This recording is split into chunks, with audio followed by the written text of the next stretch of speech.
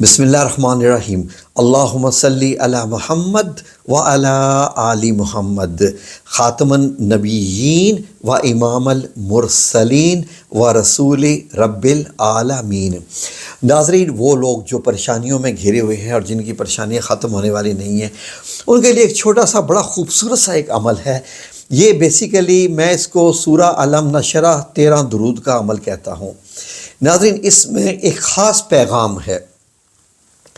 آج تک میں نہیں سمجھتا کہ شاید آپ لوگوں نے اس بات کو سمجھا ہوگا کہ سورہ علم نشرح یعنی کہ سینہ کھول دینے والی جو صورت ہے، یعنی اس کی جو پہلی آیت ہے جس میں اللہ رب العزت صلی اللہ علیہ وآلہ وسلم سے ارشاد فرما رہے ہیں کہ اے نبی صلی اللہ علیہ وآلہ وسلم، کیا ہم نے تمہارا سینہ کھول نہیں دیا؟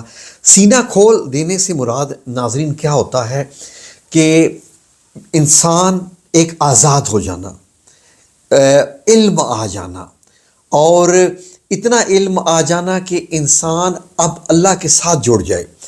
اس لیے کہ جو انسان جتنا زیادہ عالم ہوتا ہے وہ اتنا ہی زیادہ خاموش ہوتا جاتا ہے، کیونکہ علم کا تعلق اللہ رب العزت کے ساتھ ہے، اور جو اللہ کو پا لیتا ہے وہ خاموش ہوتا جاتا ہے۔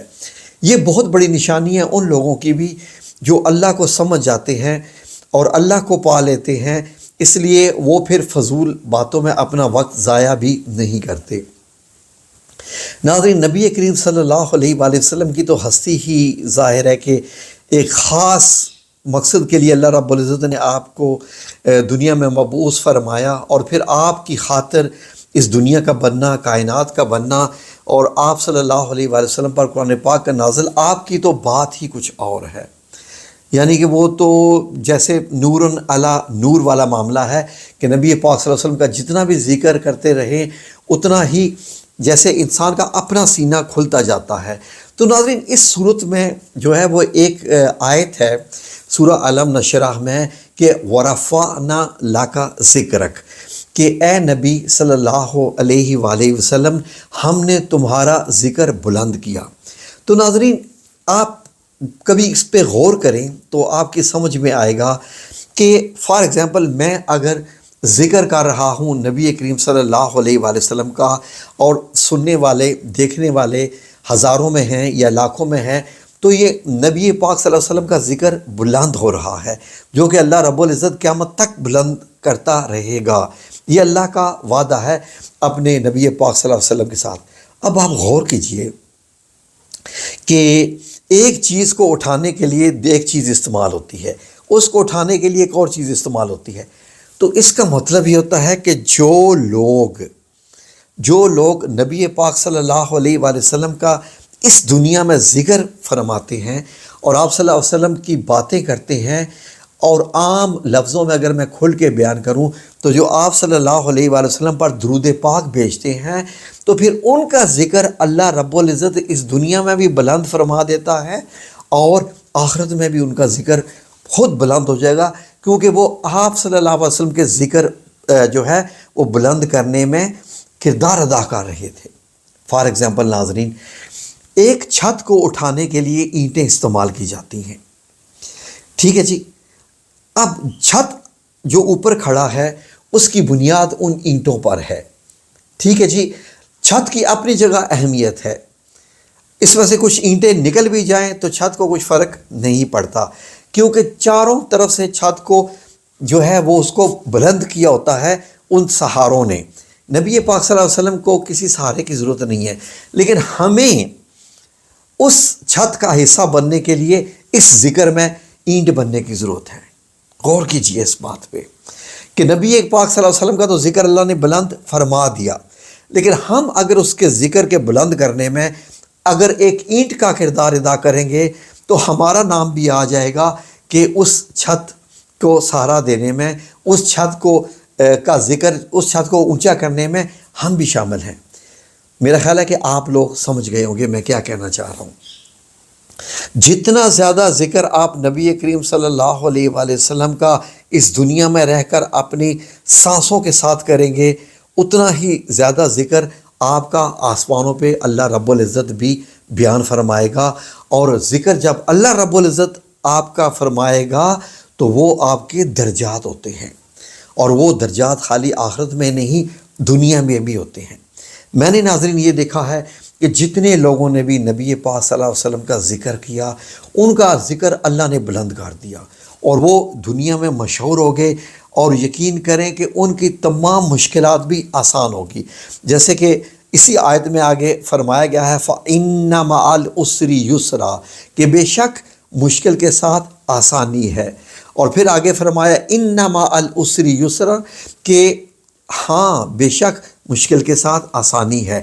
تو اس کا مطلب یہ ہے کہ جب مشکل آ جائے تو آپ نبی پاک صلی اللہ علیہ وآلہ وسلم کا ذکر بلند کرو، یعنی آپ صلی اللہ علیہ وسلم پہ درود پاک بھیجو، ان کی زیادہ سے زیادہ احادیث بیان کرو، آپ صلی اللہ علیہ وسلم کا ذکر اتنا کرو کہ آپ کی مشکل آسانی میں بدل جائے گی۔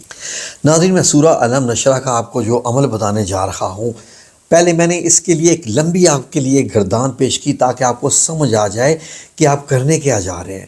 بیسیکلی حضور کا ذکر کرنے میں ہم اپنا بھی جو ہے وہ بلندی حاصل کرتے ہیں۔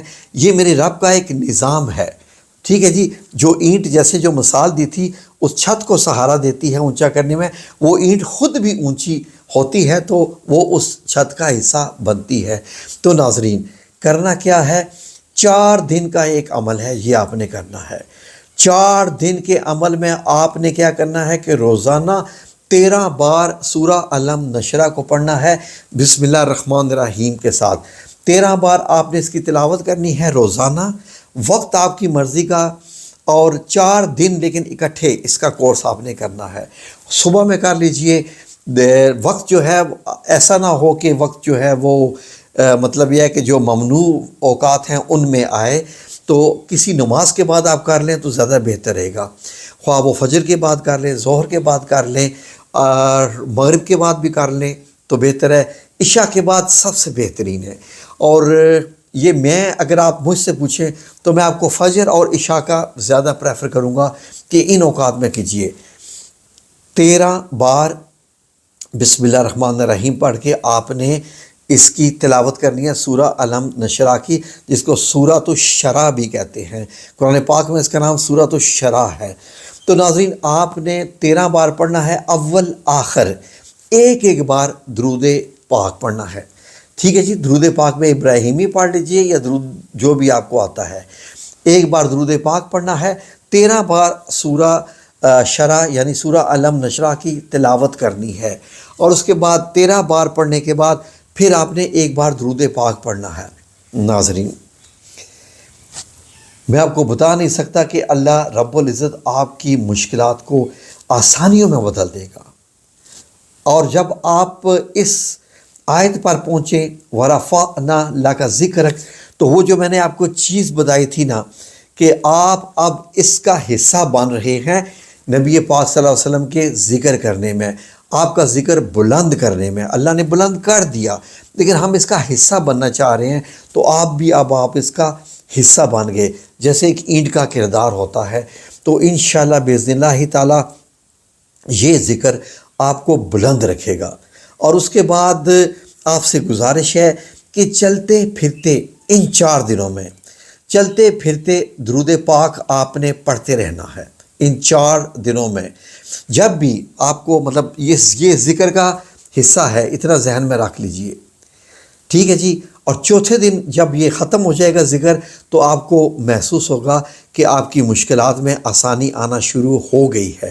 اس کی ان ڈیپتھ میں آپ کو اس کا راز نہیں بتا رہا، بس آپ سے جو کہا جا رہا ہے اب وہ کیجئے، اور پھر دیکھیے کہ آپ کی زندگی کیسے اچانک سے تبدیل ہو جائے گی۔ یہ اب میں آپ کو کیا اس کا راز بتاؤں، پہلے آپ کریں تو صحیح نا، پھر دیکھیں۔ بسم اللہ الرحمن الرحیم، شروع کیجئے۔